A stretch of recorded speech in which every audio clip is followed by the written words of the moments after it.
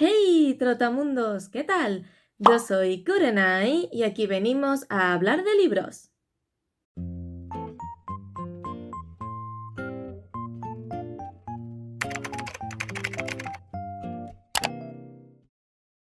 Ser lector es un hobby de riesgo, porque muchas veces implica invertir dinero e invertir tiempo en leernos libros que no sabemos al 100% si nos van a gustar o que no sabemos al 100% si van a ser para nosotros. Por mucho que escuchemos opiniones, por mucho que escuchemos recomendaciones, por mucho que leamos sinopsis, realmente no sabemos si un libro va a ser para nosotros o si un libro nos va a gustar hasta el momento en el que nos ponemos a leernos y de hecho cerramos la última página. Así que de eso es de lo que os quiero hablar en este vídeo. Os voy a hablar de 6 libros que yo a raíz de leer la sinopsis, a raíz de ver cómo me lo vendía la editorial o incluso a raíz de ver las portadas, yo pensaba que iban a ser libros que me iban a gustar y finalmente no ha terminado siendo así, hasta el punto en que alguno de estos libros los he terminado directamente aborreciendo. Y es que al margen de opiniones, de reseñas, de recomendaciones de gente de cuyo criterio nos fiamos, muchas veces los libros tienen una sinopsis que no encaja 100% con la historia que dicho libro nos está contando, o directamente las editoriales para vender los libros muchas veces nos venden la novela de una forma que no tiene por qué coincidir realmente con lo que es la novela en sí, simplemente por puro marketing.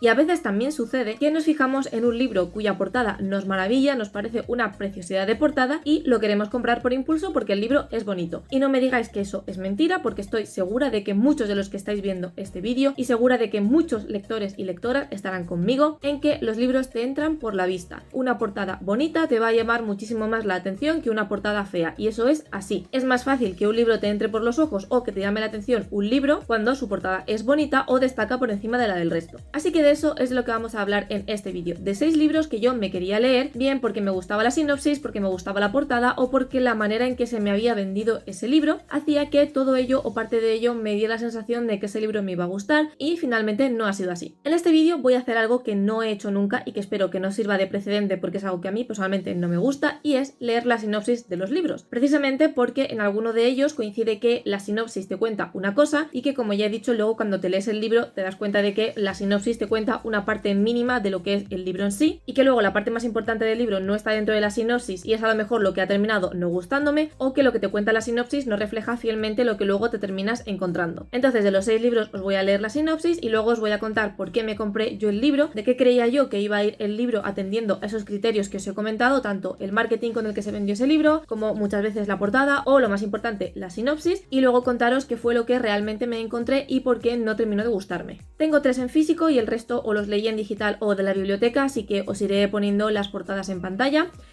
Y voy a empezar con el que está en el primero de la pila, que es Las flores de Perséfone, de José A. Bonilla. Este libro ya lo conocéis precisamente porque mi principal queja con este libro es que yo siento que a mí se me prometió una cosa que pues al final no me terminó dando. Voy a empezar leyendo la sinopsis y dice así: Perséfone recogía narcisos en el llano de Enna junto a varias ninfas, cuando su tío Hades, hermano de Zeus, la secuestró para convertirla en reina del inframundo. Eso fue solo el principio. Ahora, seres que deberían encontrarse únicamente en los antiguos tratados de mitología han comenzado a traspasar la barrera de la realidad y se han hecho tangibles. Quizás en ello tenga que ver la reliquia que Andrés Costa, reputado arqueólogo, envió a su sobrino Alex antes de ser atacado por uno de esos entes. Por si fuera poco, el muchacho ha comenzado a sufrir extraños delirios en los que aparece la Acrópolis de Atena. Los matones del instituto le persiguen y un misterioso profesor ha llegado al centro para impartir clases sobre mitología. Además, una joven investigadora francesa le intenta convencer de que alguien ha asesinado a los miembros de la excavación de Tibai que dirigía a su padre y de la que formaba parte su tío. Cuando todo su mundo empieza a venirse abajo,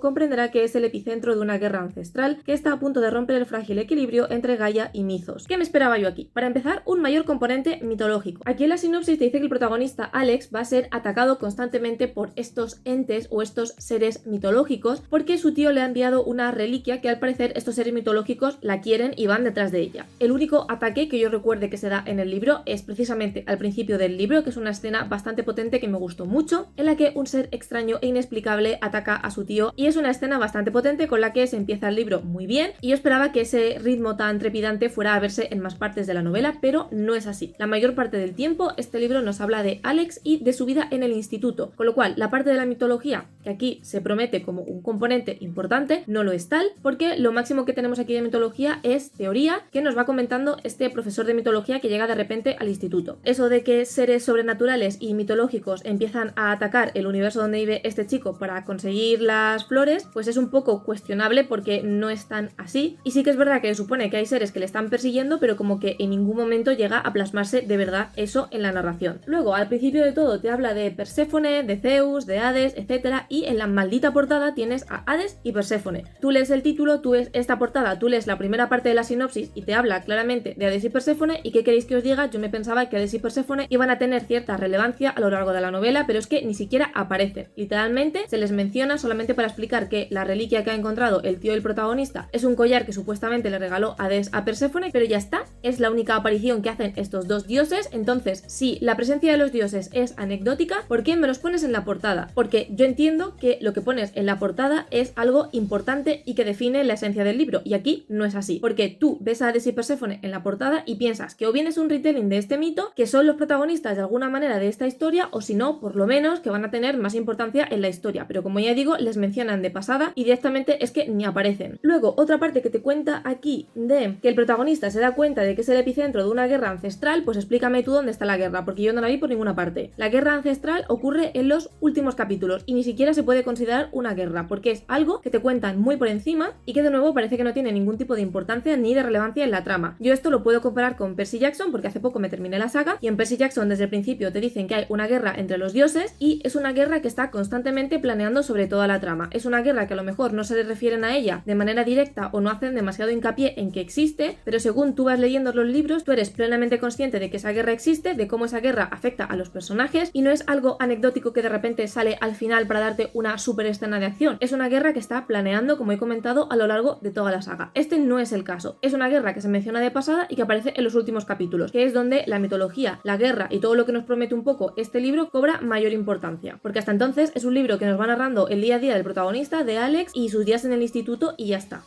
El siguiente libro del que os voy a hablar no fue tanto la sinopsis ni la portada, sino cómo se vendió este libro. No sabría deciros si directamente desde parte de la editorial o de las personas que comenzaban a leer el libro nada más salir, no sabría decir porque esto fue hace mucho tiempo, pero yo sé que en redes sociales a mí este libro se me vendió de una forma que luego no terminó coincidiendo con lo que yo finalmente me encontré en la novela, y os estoy hablando de El chico del cementerio de Aidan Thomas. Como en el anterior, os voy a leer la sinopsis, aunque ya os adelanto que esta sinopsis sí que coincide más con lo que realmente terminas encontrándote en la novela. En el mundo de Jadriel, los nahualos liberan espíritus y las nahualas tienen la capacidad de sanar. Cuando su familia latina se muestra reticente a aceptar su identidad, Jadriel decide demostrarles que es un auténtico nahualo. Esto se refiere a que Jadriel es un chico trans y pues su familia, que es bastante tradicional, no le acepta como hombre y sigue considerando que es una nahuala. Con la ayuda de su prima Maritza realiza su ceremonia de 15 años e invoca su primer espíritu. Pero el espíritu resulta ser Julián Díaz, el chico malo del instituto, y Julián no piensa cruzar tranquilamente al más allá. Quiere saber qué ocurrió y atar algunos cabos sueltos antes de marcharse. Jadriel accede a ayudarlo, pero cuanto más tiempo pasa con Julián, menos ganas tiene de que se vaya. ¿Qué problema tuve yo con este libro? Para empezar, que te lo venden como un libro de fantasía y yo no lo consideraría como tal porque, de nuevo, la fantasía aquí es anecdótica. La fantasía ocurre al principio del libro, que es cuando Jadriel hace su ceremonia de Nahualo, y la fantasía se mantiene en el hecho de que aparece un fantasma que va de excursión por ahí con el protagonista, ¿vale? O sea que la parte fantástica es bastante floja, porque tiene importancia sobre todo al principio, al final del libro, y durante el resto del libro no hay nada fantástico, a excepción del fantasma. Luego al principio te hablan de los poderes nahualos, de que los hombres son capaces de invocar fantasmas, de que las mujeres son capaces de sanar, y yo esperaba que esa parte también tuviera más relevancia, que se nos hablara más de los nahualos, que se nos hablara más de sus capacidades, de su cultura, de su formación, en fin, que se ahondara más en esto, porque yo como persona de España no tenía ni idea de que esto existía en Latinoamérica y me producía muchísima curiosidad. De nuevo, es simplemente una excusa como otra cualquiera para desarrollar la parte del fantasma y la parte del romance, porque este libro es una novela de amor. Yo me esperaba una historia de fantasía y de misterio y lo que me terminé encontrando fue un romance pastelosísimo que no me gustó nada porque me parece que está súper mal desarrollado y que, como ya digo, la parte fantástica una vez más vuelve a ser casi anecdótica. Siguiente fiasco. El desfile macabro de Alejandro Murillo. Voy con la sinopsis. Lyra Coppens ha sido secuestrada por un hombre que pretende transformarla en una muñeca. Él desea hacer cambios en el cuerpo de su víctima para concursar en el desfile macabro, un repulsivo evento nacido en la Deep Web. En este, los representantes modifican los cuerpos de sus modelos para competir en una retorcida pasarela por una enorme suma de dinero. Lo que estos criminales no sospechan es que hay dos nuevos jugadores en escena. Sonnet Bleus es el mejor amigo de Lyra, quien está dispuesto a hacer lo que sea para rescatarla. Y Steiner Karsten es un agente especial de la ciudad onírica, que está a cargo de la investigación del desfile macabro. Yo cuando leí esto, lo que pensé es, genial, una obra de horror, una obra de misterio, una obra turbia, donde vamos a tener modificaciones corporales, donde vamos a tener escenas bastante sangrientas y bastante truculentas, y yo dije, estoy dentrísimo. ¿Qué me encontré? Para empezar, me encontré un libro increíblemente mal escrito. Este libro directamente no ha pasado por ningún editor. Este libro originalmente estaba publicado, creo que en Wattpad, y yo, sinceramente, tengo la teoría de que tal cual estaba en Wattpad, lo publicaron en la editorial. Y si no es así, madre mía, cómo estaría en Wattpad. La parte truculenta y la parte sangrienta aquí brilla por su ausencia. Es verdad que hay escenas que ponen la piel de gallina, hay escenas muy sangrientas, hay escenas muy violentas en las que el autor no se anda con chiquitas y te pone cómo mutilan a seres humanos así sin ningún tipo de problema, pero es que son las mínimas. Es un libro en el que se nota que el autor le da vueltas y vueltas y vueltas a lo mismo una y otra vez, simplemente para alargar página. A este libro le quitas toda la paja que tiene y se te quedan 100 páginas, porque es que la trama no da para más. Te tiras todo el libro esperando a eso que nos promete la sinopsis, esperando al desfile macabro, esperando a ver cómo el protagonista convierte a Lyra, a su chica secuestrada, en una muñeca, y al final tarda como, yo qué sé, 300, 400 páginas en hacerle a Lyra mínimas modificaciones, cuando se supone que eso es lo que me estás prometiendo en este libro. El desfile macabro, que es algo que sabemos desde el principio, ocurre literalmente en los últimos capítulos, con lo cual me estás adelantando una escena que se supone que va a ser espectacular porque por fin voy a poder ver ese desfile tan macabro y tan grotesco que me has repetido durante todo el libro, y la escena no puede ser más descafeinada y además que dura eso, un par de capítulos. Se profundiza un montón en los personajes, en personajes que son absolutamente irrelevantes, se profundiza un montón en cómo funciona la ciudad y en cómo están organizadas las bandas de esa ciudad, cosa que de nuevo es irrelevante para la trama principal y que una vez más siento que el autor lo ha metido simplemente para alargar este libro y punto. Y luego también me hace muchísima gracia el cómo trata la parte del internet profundo, porque se supone que es una zona de difícil acceso a la que solamente pueden entrar personas que realmente saben cómo acceder y que realmente saben buscar y encontrar lo que están buscando, y aquí te lo ponen como si fuera un juego de niños. Este libro está fatal en todos los aspectos, tanto en construcción de personaje, como en trama, como en descripciones, como en escritura, y encima la parte más sangrienta, más truculenta, que era lo que me prometía, en total serán que 50 páginas de 800, así que no.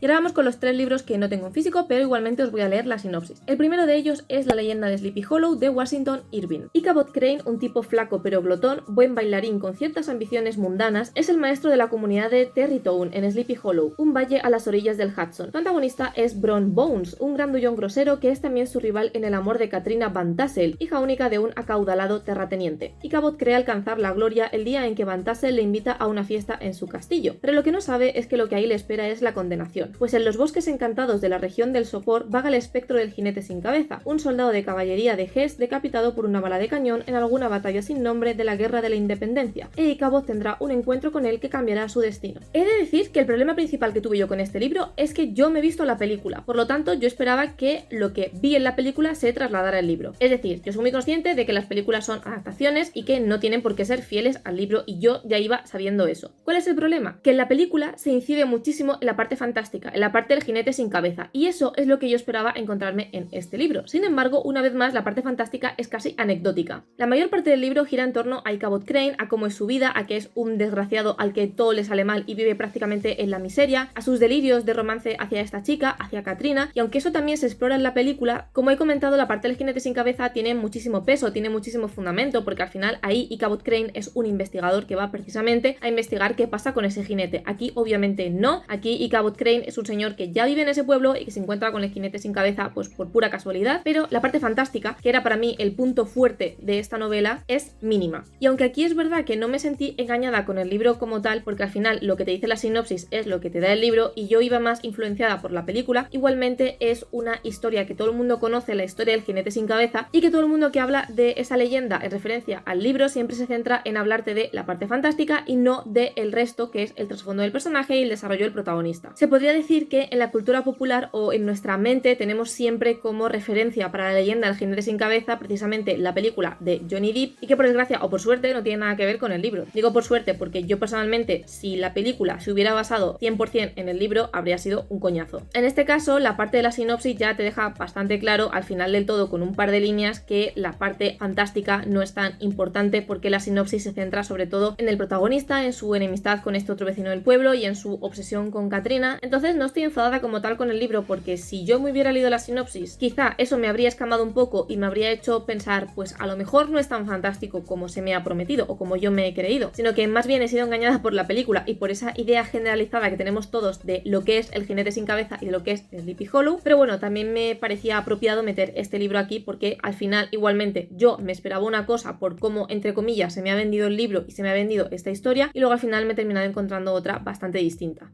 El siguiente del que os quiero hablar es La condesa sangrienta de Alejandra Pizarnik. En 1611 la condesa Elizabeth Bathory fue condenada por el asesinato de 650 jóvenes. Marcada por la perversión y la demencia, la dama de Setche ha pasado a la historia como un emblema del mal absoluto. En sus crímenes se vislumbran los límites últimos del horror. Sentada en su trono, la condesa mira torturar y oye gritar. Sus viejas y horribles sirvientas son figuras silenciosas que traen fuego, cuchillos, agujas, atizadores, que torturan muchachas y luego las entierran. Como el atizador o los cuchillos, esas viejas son instrumentos de una posesión. Esta sombría ceremonia tiene una sola espectadora silenciosa. A ver, yo con este libro lo que me esperaba era que se profundizara de verdad en Elizabeth Bathory. Es decir, que sí, que nos contarán la leyenda alrededor de esta mujer, que nos contarán por qué surgió esa leyenda, pero también que nos contarán qué hay de verdad en esa leyenda y qué es falso. Cuáles son aquellas cosas que se inventaron para hacerle daño. Porque se sabe que sus enemigos se inventaron muchísimas atrocidades porque era una mujer en el año, ¿qué año? 1611, que tenía muchísimo poder y que por lo tanto para desacreditarla se inventaron ciertos horrores que esta mujer cometía. Yo esperaba que en este libro se explorara la figura de Bathory y que se intentara un poco vislumbrar qué hay de cierto en esa leyenda o si efectivamente todo era mentira. ¿Qué me he encontrado aquí? Para empezar, una novela de fantasía, porque en ningún momento se te dice que es verdad, en ningún momento se te dice si la leyenda surgió puramente de la especulación para hacerle daño a este personaje o si hay ciertos ápices de verdad en esta leyenda, porque ya sabemos que muchas veces cuando surgen ciertas leyendas fantásticas, el germen suele estar en algún hecho real, y eso era lo que yo quería encontrarme en este libro. Pues no, la autora no solo no hace ni un intento de investigación acerca de Bathory, sino que lo que hace es ponerte, eso sí, de manera muy bonita, muy poética y todo lo que tú quieras, pero lo que hace es escribirte la leyenda alrededor de esta condesa tal cual la conocemos, no aporta nada nuevo, no aporta ningún dato significativo que no hayamos visto ya en otros 800 sitios, y eso fue lo que a mí me defraudó, que yo cuando me leí este libro lo que me encontré fue una página de Wikipedia, pero escrita bien bonito. La edición del Zorro Rojo y las ilustraciones de Santiago Caruso son una verdadera delicia, es lo mejor del libro y solo por eso creo que el libro merece la pena, pero lo que viene siendo el contenido a mí me resultó decepcionante. Porque lo dicho, lo que hace es recoger el saber popular, recoger punto por punto lo que ya nos dice la Wikipedia y plasmarlo de una manera poética. Y aunque yo no me esperaba un ensayo histórico, una novela histórica, ni mucho menos, sí que me esperaba lo que he comentado antes, que la autora me diera algo más, algo que yo no supiera sobre esta figura, que me diera un motivo de peso de por qué este libro había sido escrito o de por qué yo me tenía que leer este libro, pero lo cierto es que no, porque al final me he encontrado un refrito de cosas que ya sabemos y que lo único que aporta es realmente la edición, que como digo es una verdadera preciosidad. Y quiero finalizar con una de mis más recientes decepciones. De hecho, de este libro os hablé el mes anterior o en el anterior, no me acuerdo. Si me acuerdo os pondré por aquí el wrap-up. Y es Así que esto es un felices para siempre de F.T. Lukens. Arek no había pensado demasiado en lo que pasaría tras completar la profecía que decía que estaba destinado a salvar el reino de Ere de su pérfido gobernante. Así que ahora que ha conseguido, de forma algo torpe, decapitar al rey malvado, resulta que las espadas mágicas encontradas en las ciénagas no vienen afiladas de fábrica. Él y su variopinto grupo de compañeros de misión no saben qué hacer. Como salvaguardia temporal, el mejor amigo de Arek y mago Matt le convence para asumir el trono hasta que la verdadera heredera pueda ser rescatada de su torre, pero hay un problema. Está muerta. Ahora Arek está atrapado en su nuevo cargo, uno que conlleva una trampa mágica. O escoges un alma gemela antes de tu 18º cumpleaños o te marchitas hasta no ser nada. Con su 18º cumpleaños a la vuelta de la esquina, Arek se embarca en una misión para encontrar cónyuge y salvar su vida. Pero sus intentos de seducir a sus amigos van desastrosamente mal, hasta que descubre que el amor podría haber estado frente a él todo este tiempo. A ver, con este libro yo tuve un problema, y es que te dice, por ejemplo, que se da cuenta de repente de que el amor de su vida estuvo delante de él durante todo este tiempo, y es mentira, porque literalmente desde el primer capítulo te dice que está colgado por su mejor amigo Matt. O sea, que no es que tú empieces a leer el libro y de repente el protagonista tenga una revelación y diga, madre mía, llevo todos estos años enamorado de mi mejor amigo. No, desde el primer capítulo o desde el segundo te dice, estoy enamorado de mi mejor amigo, pero no sé si mi mejor amigo me corresponde porque las veces que he intentado tirarle ficha o que he intentado insinuarle mis sentimientos me ha rechazado y me ha dejado bien claro que solamente quiere ser mi amigo, así que lo que voy a hacer es intentar buscar pareja en el resto de personas que me han acompañado en esta aventura. Tú desde el primer momento sabes que la persona de la que está enamorada es su mejor amigo y que tú desde el primer momento sabes que va a terminar con su mejor amigo, punto, es que no hay más. Y este libro a mí se me vendió como un Friends to Lover, correcto, hasta ahí perfecto, pero terminan siendo pareja en los últimos puñeteros capítulos, porque estás todo el maldito libro viendo como este tío, como el protagonista, intenta seducir a todo Cristo porque tiene miedo de ser rechazado una vez más por su mejor amigo. Así que a mí no me vengas diciendo que esto es un libro del tropo Friends to Lover, porque es mentira, porque no hay lovers en ningún momento. El lovers me los das en los 2 últimos capítulos. A mí no me digas que es una historia de romance cuando no hay romance. El único romance que hay es que al protagonista le mola a su mejor amigo, punto. Pero en 300 páginas es incapaz de decírselo, hasta que de repente se ven en una situación bastante comprometida, que no voy a decir cuál es porque eso ya sería spoiler, y de repente dice, ostras, pues a lo mejor debería confesarme. Tío, en serio, a estas alturas, dame más romance. Yo quiero verlos juntos siendo bonitos, quiero verlos juntos siendo imbéciles, pero no, me lo das en los últimos 2 capítulos donde yo no puedo disfrutar de ellos porque ya se acabó el libro. Luego, en la sinopsis se nos promete un mundo de fantasía, pero es que el mundo de fantasía es de fantasía por decir algo. Es de fantasía porque hay magia que en ningún momento se explica, que no se explora, que está ahí y punto, que no sabemos cómo funciona, ni cuáles son sus reglas, ni cuáles son sus leyes, ni nada. Hay criaturas fantásticas que lo mismo están ahí un poco por estar y que aparecen de repente cuando son necesarias para la trama. La parte de fantasía es prácticamente inexistente. Es una excusa para desarrollar este supuesto romance que ya digo que no es romance. A mí este libro me prometió romance, me prometió un desarrollo de 2 amigos que se convierten en amantes y me prometió un mundo de fantasía. No hay ninguna de las cosas. Bueno, sí, técnicamente sí, pero la manera en la que están insertas en este libro casi diría que ni siquiera existen. Porque ya digo que la parte de fantasía es cuestionable cuanto menos, que no se desarrolla nada porque es una excusa simplemente para que haya una maldición que obligue al protagonista a tener que acabar sí o sí con su mejor amigo para romper la maldición. O sea que la fantasía es quiero meter una maldición, así que necesito inventarme un mundo de fantasía. El Friends to Lover pues es más bien Friends to Lover, porque el Lover me lo tienes en las últimas 20 páginas.